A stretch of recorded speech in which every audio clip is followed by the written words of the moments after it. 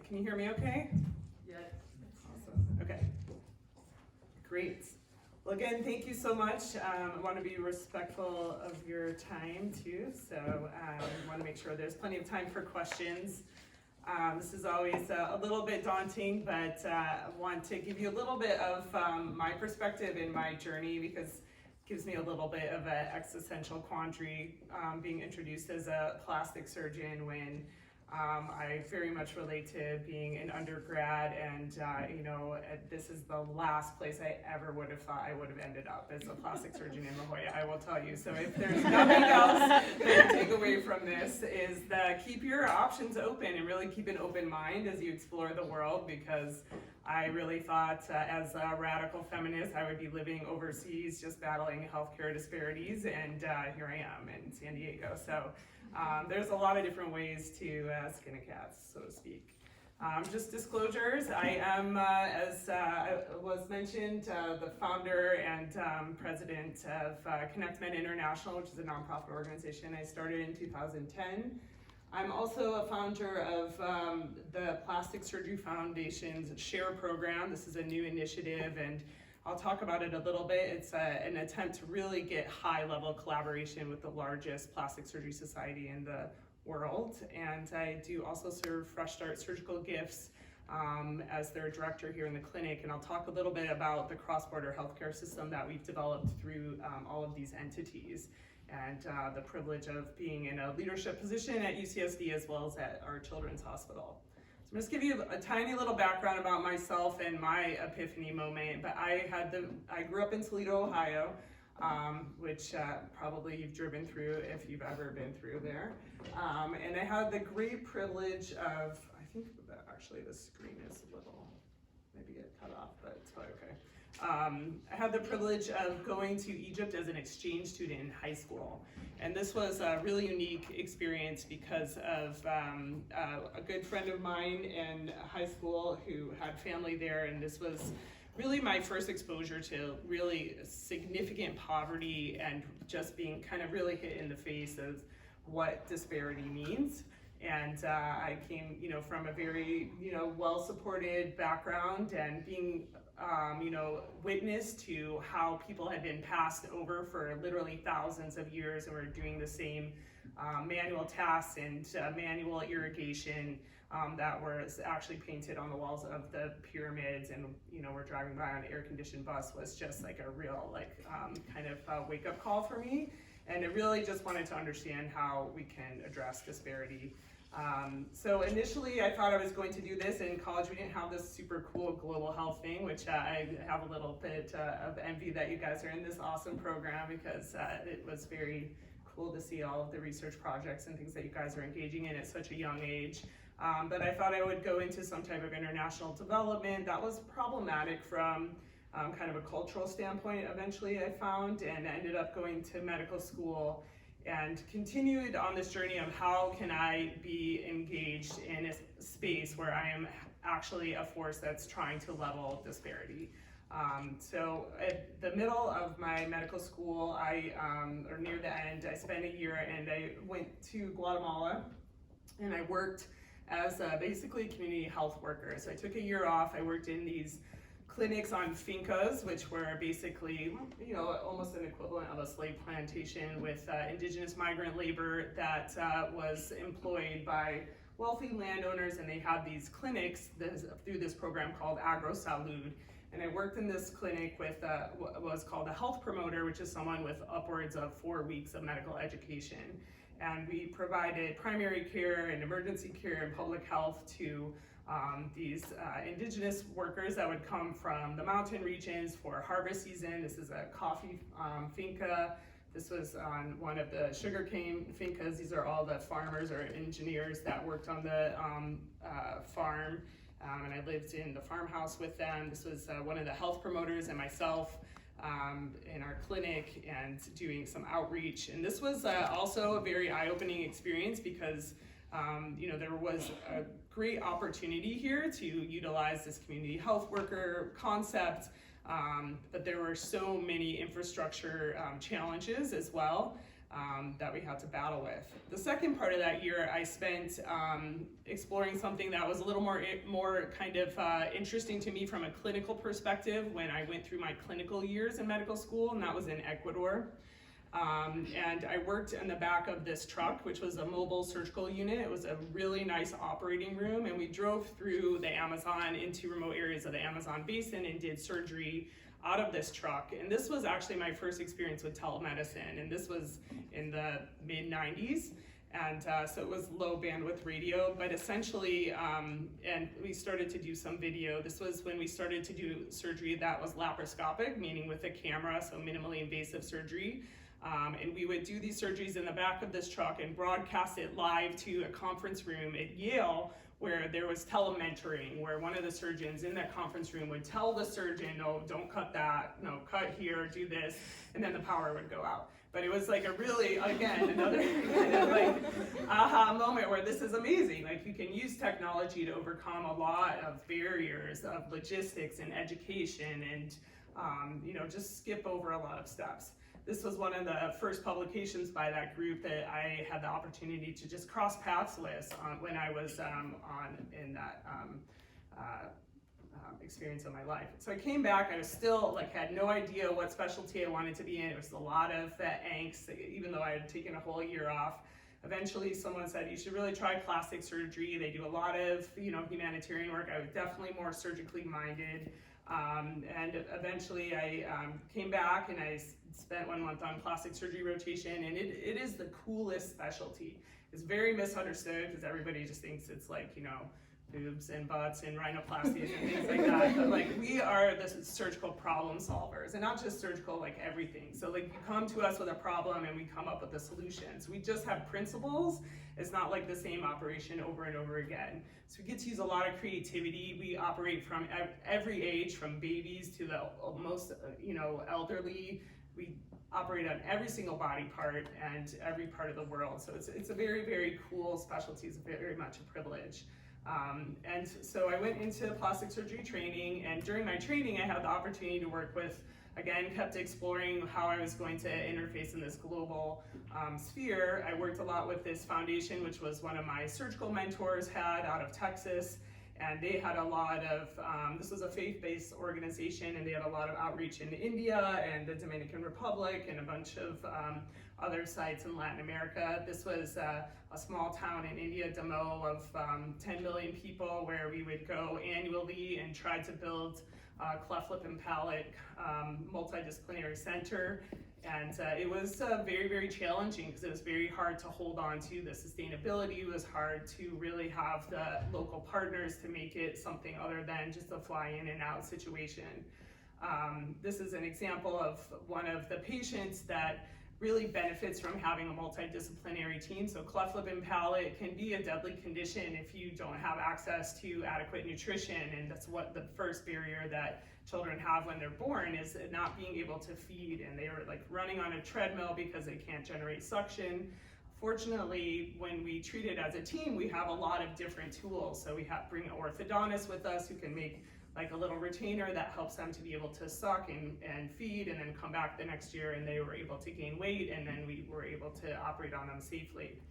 So this was a really educational experience on how to provide care in a low resource area, but ultimately it was something that did not sit well with me just because there was not the appropriate follow-up. These are very complicated conditions to be able to manage, and kind of just going in and out and doing surgery is not optimal. When I finished my training, I did this Interplas fellowship, and for the first part of it, I actually spent time with the LEAP Foundation to start a reconstructive surgery center in the Dominican Republic. And the goal there, again, was to try to build something that was permanent, that we could provide, reconstructive surgical care to the community. And this was a photo of one of those initial attempts, and this was a pretty rough way to start surgical practice because it really didn't take into account all of the infrastructure that we rely on really heavily. So yeah, you can plop a surgeon anywhere, and that's the easy part, but I realized there was no recovery room nurse, there was no floor nurse. There was actually one nurse in the entire town that had ever gone to nursing school. So nobody knew the difference between how injecting a medication or giving it by mouth or any of these things really came into play. And just gave me like a much broader sense of like how complicated healthcare delivery actually is. During this year with Interplast, it was very interesting. Again, they were one of, there's like two historically short-term mission trip-based organizations, Interplast, which is now called Research, and Operation Smile. And they both kind of started to shift into an educational space, but initially they were very much kind of fly in and out, do surgery and leave. And sometimes we're able to develop local partnerships. So I had the opportunity to go on 13 trips and then also visit a lot of educational programs. And this was like kind of eventually how I ended up in our current position. This kind of shows a little bit of how care was delivered. Frequently we would have two patients in the same OR, which isn't ideal from a surgical site infection or safety or quality standpoint. This is one of the teaching hospitals that I had the opportunity to work at in Bangladesh, and you can see the one nurse there with the white hat. And most patients are really just taken care of by their families, and there's no kind of on-site resources. If you need something for your patient, you have to write a prescription, and the family has to go out and get it, and they have to have the means to do that. So it's very, very challenging. Again, it was an incredibly valuable experience to see centralized healthcare in a really busy, in Dhaka, and in a really busy city where, you know, they had a lot of challenges with violence and, you know, burns. And that's really kind of where a lot of the need for plastic surgery is. So when we talk about what we're doing, a lot of people think about cleft lip and palate, and that's very common. But when we think about what actually creates disability around the world, it's mostly trauma, and it's mostly burns. And the thing is that global health has for many, many decades really focused on kind of the medicine component of it and infectious disease.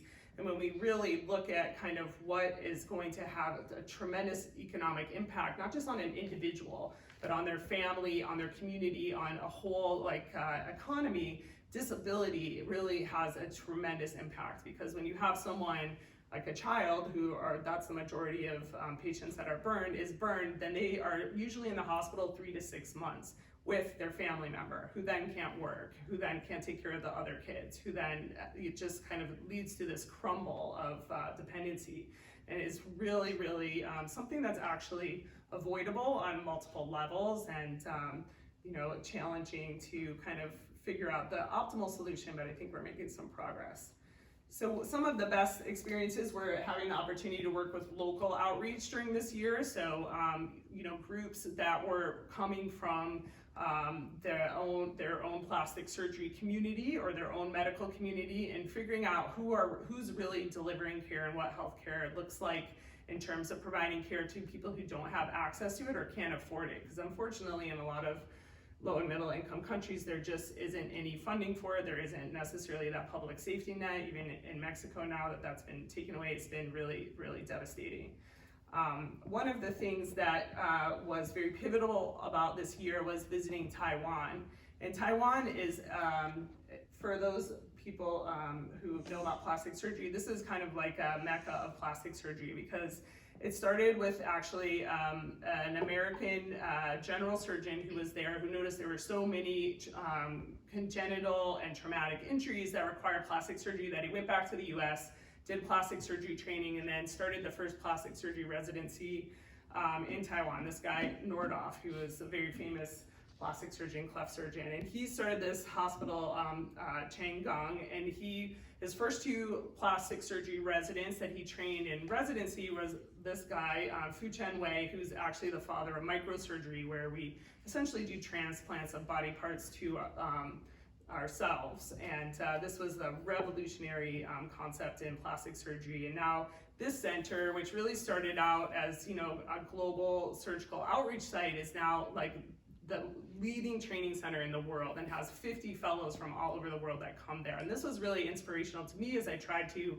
figure out where should I be practicing.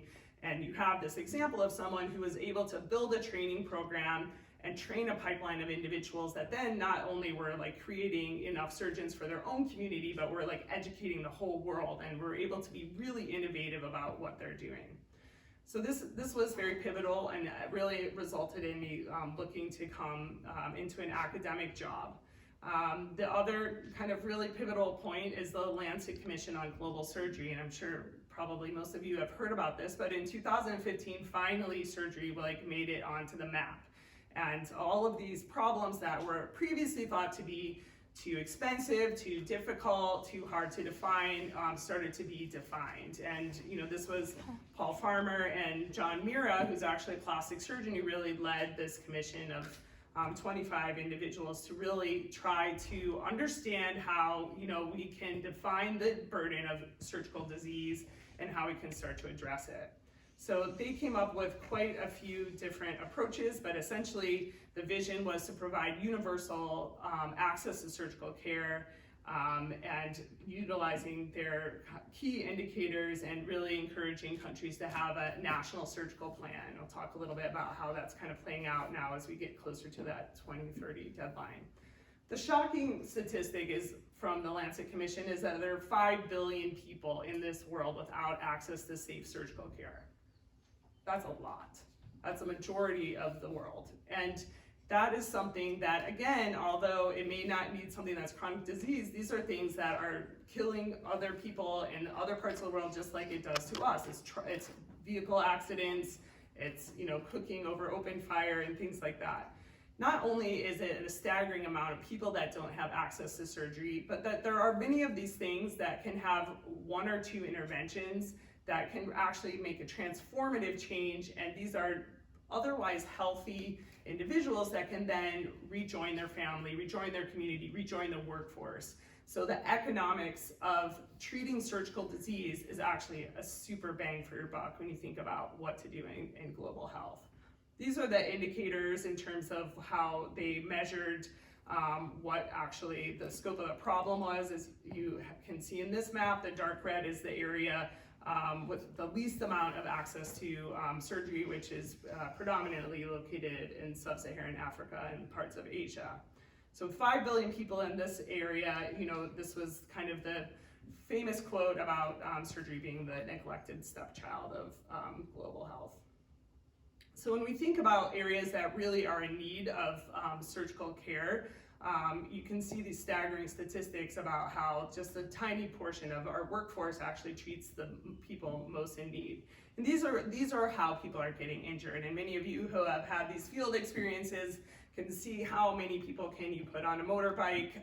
It's pretty astounding. And there's just the vehicular accidents that occur on a routine basis. And again, these are things that frequently through modern concepts and trauma support can be really treated quite effectively early on. But if they aren't, then it can lead to just a cascade of disability that not only takes down an individual, it takes down a family, it takes down a village, a community, and a whole economic kind of trend in that sense. So burns, trauma, craniofacial anomalies such as cleft lip and palate, which are very common, it's about 1 in 1,000 live births, are things that can really have a relatively succinct treatment. In terms of the financial impact, this is one of the studies done by Scott Corlew, who looked at what is the impact of just repairing someone's cleft lip for the one individual. And it's actually really tremendous. So the cost of the surgery, very, very inexpensive, generally speaking. And the individual financial impact is exceptionally high, especially if you look at that over time and for an entire community. So safe, affordable, and timely is definitely something that is still an elusive challenge. When we look at how life expectancy in countries aligns with surgical workers, you can see that positive correlation. And that when we try to estimate what is the need and how much we need to scale up our workforce, it's also daunting. One of the things that has been most really important to me is as I've traveled and worked with many different models, and especially this long history of plastic surgery being short-term mission trip models, is the quality issue. So my day job is I am a pediatric craniofacial surgeon. So I treat cleft lip and palate every day in my clinic in a gold standard of care with a full team and the safest possible environment. And I believe that everyone deserves that same care, that there shouldn't be any compromise in that gold standard. And there may have to be creative ways, and we use telemedicine and other technology to get services, but you can't fix someone's cleft palate and not give them speech therapy and expect them to speak intelligibly. It doesn't happen. You can't fix someone's cleft lip and not give them orthodontic care and have them be able to eat comfortably. These are not things that are just one and done surgeries. These are kids that we follow from the time they're born till the time they're adults, and they get 6 to 8 surgeries during that time period. So it's really important to understand the scope of what you're doing and then who's providing that care in that area and how you can really partner with those individuals, because the whole model of like, I don't see anyone doing these surgeries, let's fly in and do that, it really creates a lot of harm. In these instances, doing a bad first surgery actually creates much more havoc than if you did nothing at all. So tenet of just healthcare practice in general is do no harm, and that's something that we really need to think about. Quality, when we look at the morbidity and mortality of poor quality surgical care, is actually higher than not receiving surgical care at all. So I'll tell you a little about this patient. It's one of our kind of stories that we like to talk about in terms of the importance of multidisciplinary care. This is a young gentleman in Guatemala, and he had a burn injury in an indigenous community at a celebration where there was cooking over an open fire. He was actually transported immediately to Guatemala City, where he received the actual standard of care and had skin grafts placed and received the same type of triage and initial treatment that we would receive in this country. Then he was sent home back to his village without physical therapy, without follow-up, without splints, without any type of wound management. And so he actually ended up worse than if he had never been treated at all. And this is something that is really important when we try to make decisions about who we want to intervene on and who we really think that we can help. So they had reached out to me, the group that was a local healthcare provider in his village, and asked if my group would help and to treat his burn injuries. And I said, I'm sorry, like absolutely not. If you don't have follow-up, I know exactly what's going to happen, because I've seen this a million times on all these interplast trips and LEAP and all of these things that are really challenging. So for a burn, you have to have therapy. You can't just put a skin graft on a burn or cut that scar and expect it's going to go okay. It's going to take them a year to mature. They need longitudinal follow-up. And again, it doesn't mean you have to be there and you shouldn't do anything, but you got to get creative. So eventually the healthcare provider convinced me, because he said he had this telemedicine machine that someone had donated to him, and that if I would come there and do the surgery, that I could teach him how to take care of it, and he would call me every single week, and we would go over the wound management and the therapy and all these things. So he eventually wore me down. We went there. It's really straightforward surgery where we release the scar, do skin grafts. We brought a prosthetist or somebody who makes splints with us, so they made custom splints. And then I traveled with them back to their village, which is in a remote area of the Rio Dulce in Guatemala. And this is him doing his exercises and showing them how to take care of his wounds. This is me in my old office in La Jolla, in the middle of seeing patients in La Jolla, and then he would call on our old school telemedicine machine, and we would look at his wounds, and he would do his therapy, and we would watch him do all of this, his exercises, and they were able to ask questions. This really evolved into a really wonderful relationship where they were able to call me about urgent things and consults, and eventually we were able to get this patient to a place where he was able to bend his arms, go to school, eat, clean himself, and do things that he had never previously been able to do. So it is possible. You just have to be a little bit creative, and you have to really know your limitations, because you can really create a lot of harm when you're doing surgery. Cleft care, again, as I mentioned, also is something that really needs to be done in a very ethical manner. And because of this long, history of people raising money to do this and showing pictures of children that are sitting in the dirt and so impoverished, and they have this cleft lip, and there's a lot of ethical issues about how those children are portrayed. And I think that we have to really be careful whenever we see someone that looks, disadvantaged and there's like a donate button, right? So like you have to always kind of check your ethics and what if that was your child. This is a kid who was seen in our cleft team in Tijuana, who had been treated 3 times by a visiting American team that goes over the border and does cleft surgery. This is something they do once a week or once a year for a week, but generally they just have cosmetic plastic surgery practices. So this is a scope of practice issue. This isn't necessarily what they do every day, but something that they do and feel good that they're trying to help someone. Every time they repaired his cleft lip, it fell apart. So now he's 7 years old. He's had 3 repairs. And instead of going to the expert craniofacial surgeon who's right there in Tijuana running their cleft team, they think that this American group is better than her, and so they keep going to him, and now he still hasn't even gone into school. So these are really, really challenging situations, and something that in Mexico was really kind of popularized amongst the plastic surgery community by really one of their real leaders and founders, a man from Mexico City named Fernando Ortiz Monasterio.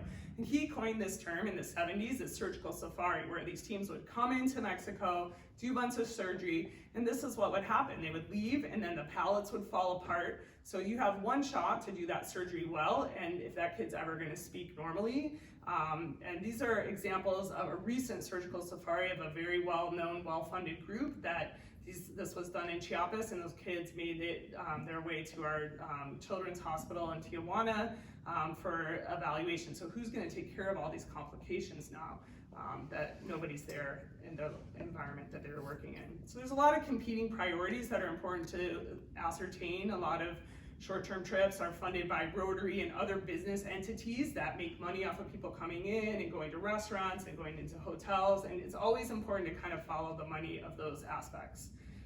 Knowing that this was a problem with quality, we did a research study of our large plastic surgery society, and while I've been trying to develop local initiatives, I've also had a lot of kind of long-term goals of moving the direction of this huge kind of oil tanker of our specialty that loves the feeling of going and doing a cleft lip surgery when your whole practice is, maybe Beverly Hills cosmetic surgery. That feels good to hand the baby back to the parents and everyone's so happy, but like what really happens for that child in terms of their development down the road? So we did a survey of our entire membership and came up with some really interesting findings that really align with quality metrics. So most people were doing cleft surgery. Most people were not operating in their scope of practice. So even though they didn't do cleft surgery in their regular job, that was something they were doing overseas. Frequently, they weren't using pediatric anesthesiologists, and cleft lip and palate patients are very risky from an anesthesia standpoint. And we have great respect for that since we do that all the time and see that. There was also a lot of programs that had brought trainees or medical students or residents who were allowing them to do things that were beyond their skill level. That also aligned with really having problems on these trips. And really the most devastating kind of finding was that when we looked at everyone who had volunteered on these trips, which is probably the majority of plastic surgeons, that a third of them reported a death or major complication on a trip. That's tremendous, right? I mean, that's not a mortality rate that we would ever accept in this country. And many times when I go to places where we're working within the network of cleft surgeons and cleft societies, I feel like, what if somebody just showed up in the parking lot of Rady, was like, hey, I'm gonna do free surgery out here. That's what I feel like is happening to these individuals who are incredibly talented. They have the full multidisciplinary gold standard team, but they're undermined by a lot of the environment that is created by this history of this short-term missionary work and the kind of imperialistic mentality that we have about providing surgical care overseas. So I'll skip through this a little bit. This is one of the in order to understand the perspective a little bit better, we did another research study really looking with the Mexican surgeons. So Mexico has some of the best cleft lip and palate surgeons in the world.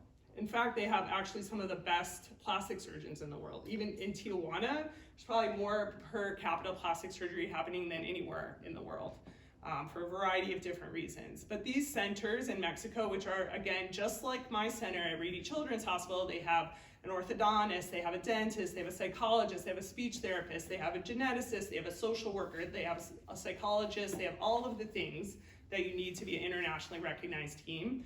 And yet, even in these areas where they have this established care, there's people going in there who aren't even acknowledging that they're there. And that's really problematic. So we asked these surgeons, kind of what was their experience with visiting surgeons, what was the financial and functional outcomes of the surgeries, who was paying for these things. And most of the burden then falls on a system that's already incredibly overburdened from a financial standpoint to correct a lot of these surgeries. So what should the role be in terms of collaborating? Many of the surgeons were basically like, we don't need anyone to come in here and show us how to do their surgery.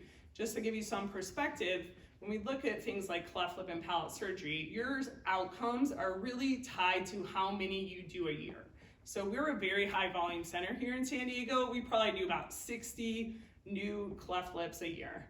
And most of these centers in Mexico, they're doing about 300.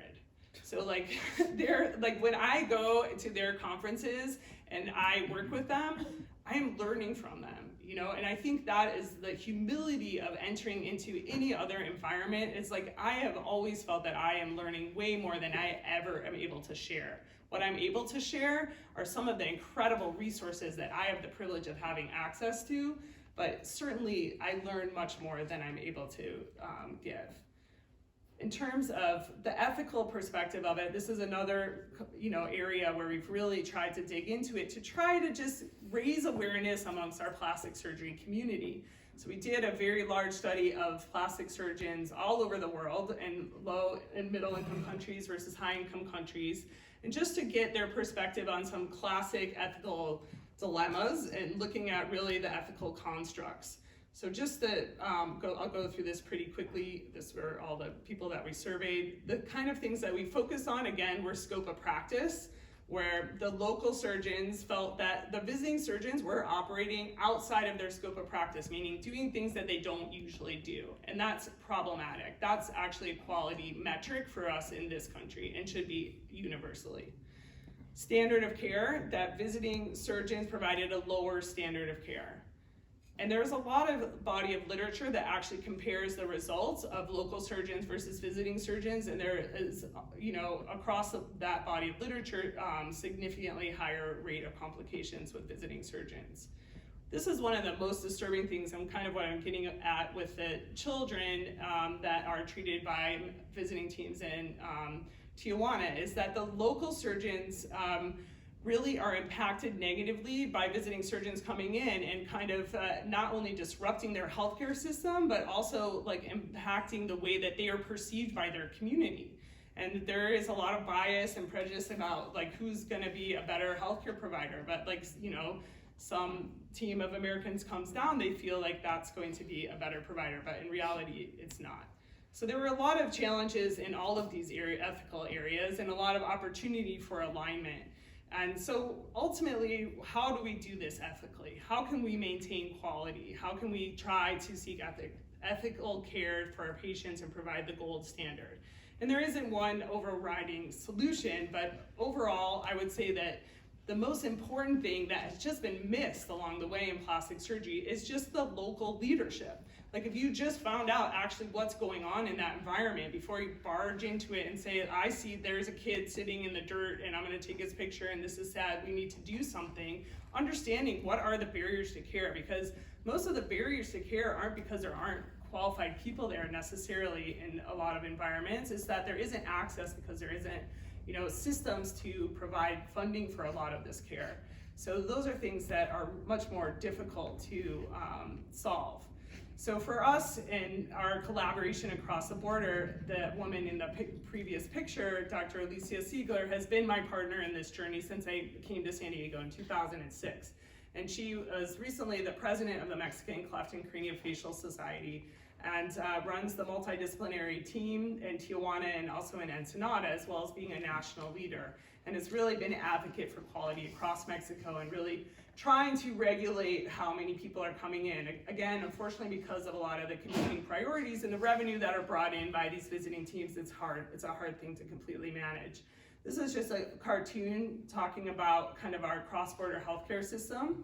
So we, through Connect Med, which is an organization that I started, we are really engaged in supporting this multidisciplinary care, not just in this area, but in many areas in the world. But this is specifically, relevant to what we're talking about here, and I think opportunities for collaboration with this program.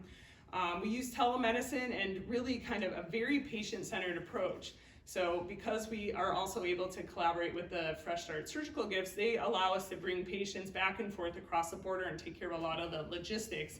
And because I'm director of that clinic at Rady Children's Hospital, I can bring any kid from anywhere in the world through that program to treat me in my home environment for free.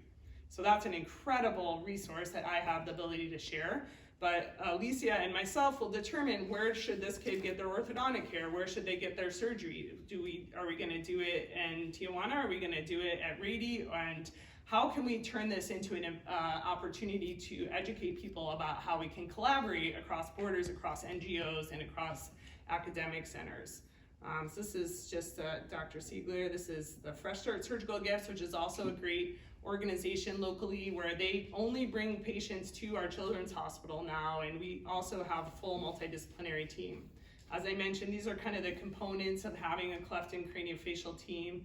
And currently, because of some challenges with the Children's Hospital, we have been very fortunate to operate out of this hospital in Tijuana that was built by a plastic surgeon who donates his time and space to allow us to provide free surgical care there. And we do that usually on a quarterly basis, although Dr. Siegler continues to have her weekly clinic and works in collaboration with the Shriners Hospital down there. This is their team in Ensenada.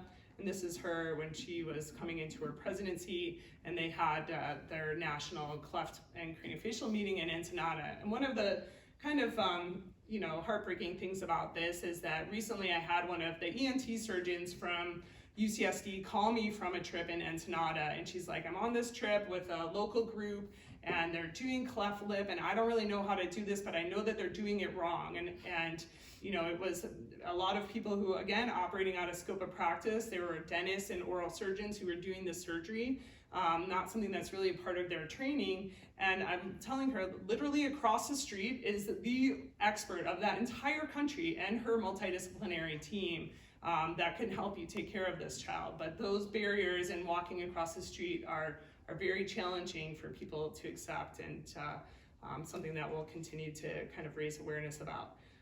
This is just showing a few pictures of our team and our collaboration. A lot of it is really around mental health and quality of life. This is a huge focus of our research, another huge opportunity for students. We've had lots of medical students and residents, and Chris has been involved in this as well, where we have been developing a tool to assess what quality of life is for children with facial differences and their parents, and it's been developed in English and Spanish, which has never been done before. This project's been going on over a decade, and we're in our validation phase. But what we learned is that, actually this is something we learned from being in really remote areas, that when we brought kids together that had facial conditions that they've never dreamed that there was anyone else like them out there, that when they have this ability to have community and have a shared experience, that was incredibly therapeutic and just opened up a whole world of opportunities for self-esteem and mental health, and we've all really learned a lot about that.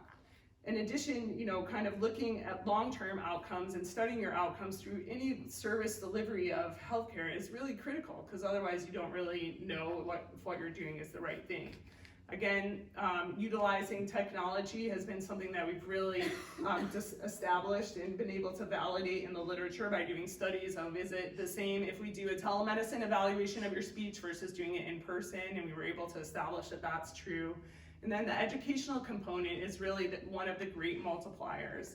And we've had the privilege of, long before COVID really flipped the switch on telemedicine, having access to this telemedicine building on the UCSC campus.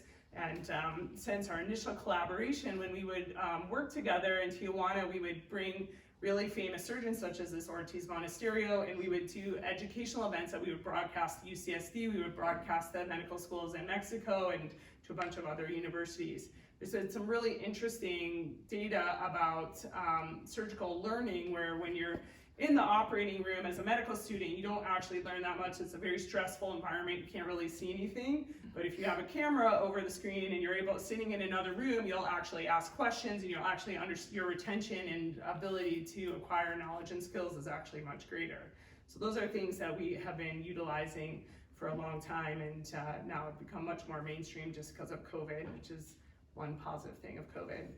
So in terms of scaling up the workforce, this is just one example of how to provide education. There are a lot of areas where they're training a lot of doctors, such as this is a picture in Hue in Vietnam, and this medical school graduates 1,000 physicians a year. That's a lot, but they don't actually have a place for them to get the hands-on training, which is typically done after completing medical school and a residency. So there are a lot of opportunities for understanding where kind of the opportunities for collaboration are, and this is a group that I first really became connected to when I was a fellow and working for Interplast, and through our long-term collaboration and their desire to build a plastic surgery program and a training program, really developed again out of trauma, because there's a lot of motorbikes and there's a lot of injuries, and when they had a helmet law, people were surviving these injuries, and now they have all of these extremity injuries that again are completely taking people out of the workforce and out of the functional capacity. So breaking a bone may seem like an orthopedic injury, but if you break a bone and you have a wound, that's plastic surgery. You cannot fix a bone unless you have skin over it. And so to cover any type of traumatic injury is really within the realm of a plastic surgeon. And so we were able to help them kind of meet some of the criteria they had from their government to be able to launch their plastic surgery division. Similarly, Malawi is an area where it's one of the poorest countries in sub-Saharan Africa, where they have really struggled to hold on to enough plastic surgeons to be able to develop their own pipeline. And this was a place where we've collaborated with their surgeon, who's their main plastic surgeon there, and she participated in our Connect Men Fellowship, where we were able to give her extended training in the US, as well as research support, and trying to really individualize how we're supporting these young surgeons. So we have all of these components of our plastic surgery workforce, really understanding who the stakeholders are. Surgeons are really the easy part, but the educational component of it and how you have enough surgeons in places where there aren't surgeons, such as sub-Saharan Africa, is really, really challenging. So leveraging our ability to utilize academic institutions and the resources that we have here, NGOs are really valuable in many aspects of it, and collaborating across them can sometimes be challenging just based on the premise that they're raising money for their work, and so that sometimes put them in a really competitive position, and that was something I learned from working for one full-time and Interplast. It was a little bit shocking, but I think there are things that everyone's becoming a little bit more aware. Some of the real opportunities, I think, to collaborate on a higher level above all of these entities that may have some more challenging competing priorities, are working through professional societies and leveraging those educational resources. And ultimately, none of this works unless we have like some alignment with local government, because again, it comes down to like, what is a right, what is the law, who is going to actually pay for these things, and that ultimately has to come into alignment, and that's where things like having an NSOAP and really unique individuals that are able to kind of push that through. So through the Plastic Surgery Foundation, we have tried to address this on a very high level, and we launched this SHARE program, which is Surgeons and Humanitarian Alliance for Reconstruction Research and Education. And we used a lot of the things that we've learned through all of us have different NGOs that we work with, but ultimately it was to harness this incredible treasure trove of resources, So the Plastic Surgery Foundation has all of the curriculum that we use to train our plastic surgery residents in the US. So we have our journals, we have our books, we have online modules for every single topic in plastic surgery. We have tons of educational conferences, we have massive research grants, and those are things that we wanted to be able to make accessible because they aren't actually accessible to most parts of the world. So we were able to negotiate to start this program through one of the past presidents here in Orange, Dr. Andrea Pusick, who's the chief of plastic surgery at Harvard, and she and I launched this program in 2018. And initially, when we finally got the organization to be like, okay, we'll let you share all of our resources, we're like, okay, where are we gonna start? And we started with this organization, which was like on par, kind of a high-level organization that is overseeing surgical training in sub-Saharan Africa, and this is COSEXA. So when we looked at kind of the numbers, this was definitely, as you saw on that map from the Lancet Commission, really the area with the dark red. So you can look at, this is like, staggering numbers of a population with no plastic surgeons. And some of the really interesting things in areas where we've had alignment is that for countries that have had an NSOAP and they look at how much they're spending on healthcare, their biggest healthcare expenditure is burns. Those patients staying in a hospital for 6 months are very, very expensive. Even if the family's paying for every single cause that they bring in, they're still paying for the labor, they're still paying to keep the lights on. And this is something that I'll talk about Rwanda, like countries that have really organized and looked at their finances have made a priority. So we wanted to share these resources, including our incredible membership, which is the same membership that we surveyed before, and they told us how they had a third of them had experienced a death on a mission trip. So now we're providing them with an alternative.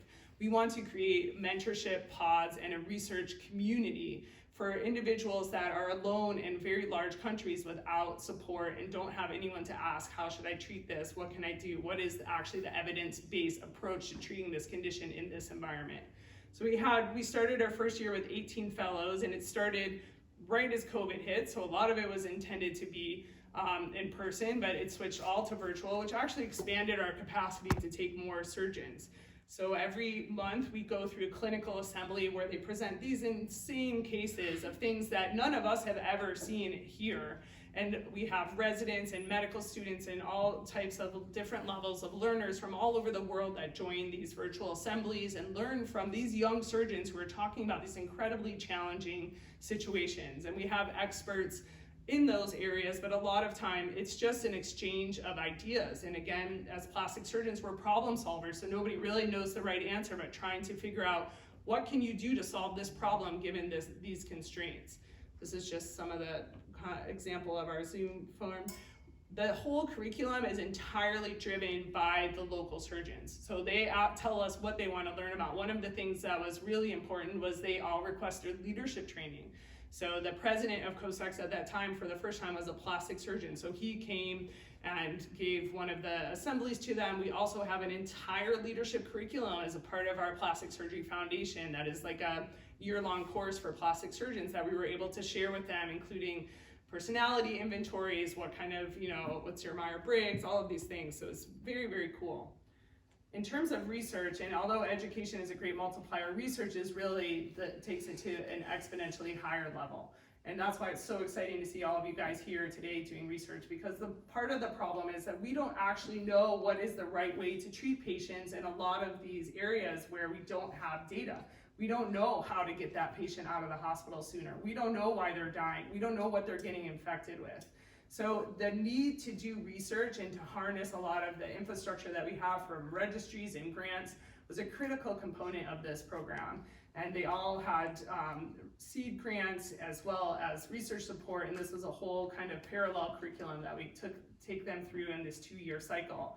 I also serve as one of the editors to our open access journal, and my whole goal for taking on that role was that we can get all of those studies into an area, into like the hands of the public. So without any subscription fees, those will be all available in open access.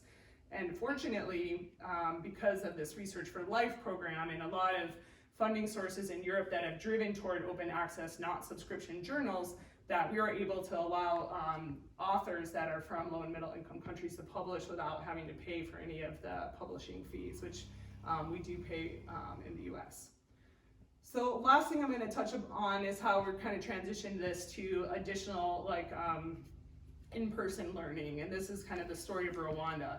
So the American College of Surgeons, which is the largest society of surgeons in the world, has been doing a variety of different collaborations with academic institutions in the same Coast-Texas region to try to build up enough faculty to have training programs, because you need to have enough surgeons to be able to qualify for these training programs.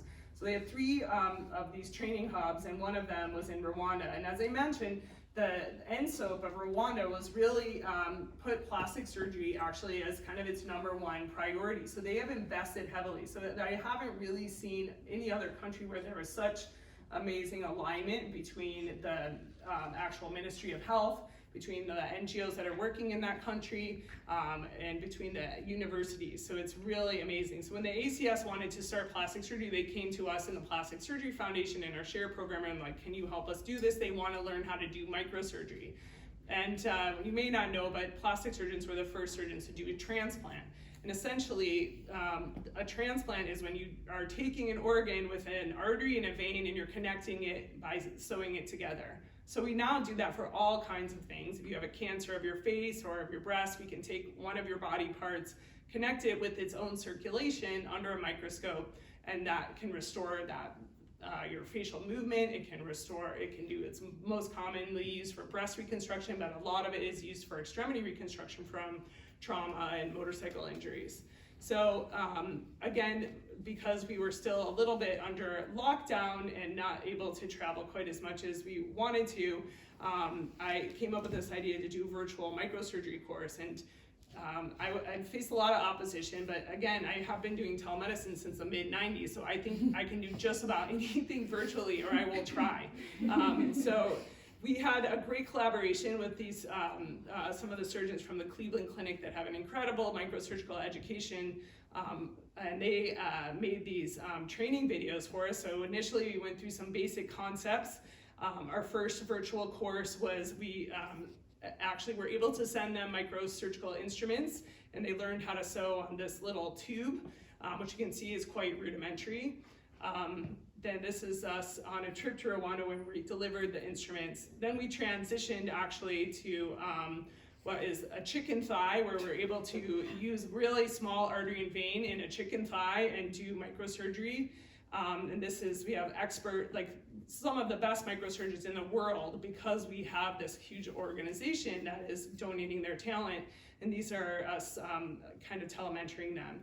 Then we actually would have them send us videos or still shots where we have a grading system so we can actually kind of give them feedback, and this went on longitudinally. This was only 2 virtual courses, and this is in our WhatsApp group, where Pedro Santos, one of our fellows, says that today he had to make the unexpected jump from chicken to person way before he thought he was going to have to. So this individual came in with their arm, the artery to their arm completely cut from a traffic accident. So either he was going to sew the artery back together, or this guy was going to lose his arm. So this is a picture of him sewing the arm back together, the artery to the arm, so that he would have circulation. This is him, I think there's audio on there where you can hear the pulsations. And essentially, just on 2 Zoom meetings, this individual, talented young surgeon, was able to save this guy's arm. So it's really powerful to be able to leverage incredible talent, incredible resources, and really excited learners. So we're kind of continuing that as we support the Rwandan plastic surgery program, and now have a whole series of visiting professor trips where aligns with their curriculum. Our first-hand visiting professor went, and this guy, Don Lalonde, this is a slide from his recent presentation, but this is a really famous guy who does this wide-awake surgery. So this overcomes a lot of the barriers that they have of being able to have access to an operating room and anesthesia. So he does all of this hand surgery awake, and he's from Canada, and really came from them not being able to get time in their operating room, which as a surgeon is our #1 most limited resource. So he was able to teach them how to do this, and this is a quote from him about how when he used to go with Operation Smile, it's amazing to hand the baby back, but being able to give someone a tool where they can now actually provide care to thousands without having those constraints is amazing. We just sent our microsurgical team, And we also sent a facial trauma team. And so it's been really exciting graduating our first class of fellows, and we just started our new class. And looking to really scale up this model and to expand to other regions. So I think with collaboration and really working with local leaderships, trying to find that alignment with government as well as academic institutions, there's always going to be a place for NGOs, but I think we all need to kind of find what that common ground is and really being led by the stakeholders locally and having them determine everything that is going to be a priority is critical. I think the ethical considerations, especially when you're doing surgery, are tremendous. What you can do as a surgeon is not nearly as important as what is going to happen to that patient after you leave, and really thinking about it longitudinally. I think we can use technology to overcome a lot of logistic barriers, and it's really important to monitor our outcomes. So thank you so much for your time, and congratulations to all the students, and feel free to reach out if you want to learn more about any of our programs. There's always opportunities for students to get involved at any level with any of these organizations. So thank you so much.